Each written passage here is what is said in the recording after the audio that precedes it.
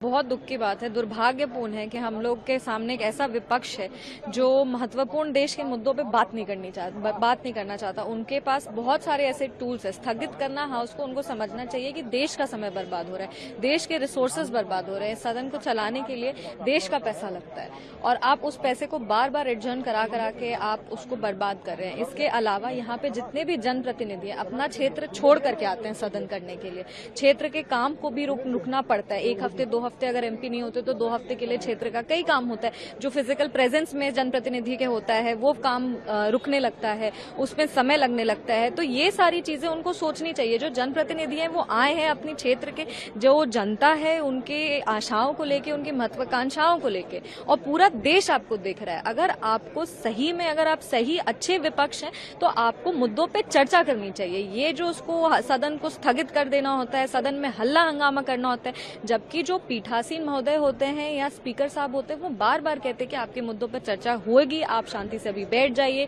Constructive criticism जो होता है, जो फ्रूटफुल क्रिटिसिज्म होता है वो करिए, पर ये सुनते ही नहीं है।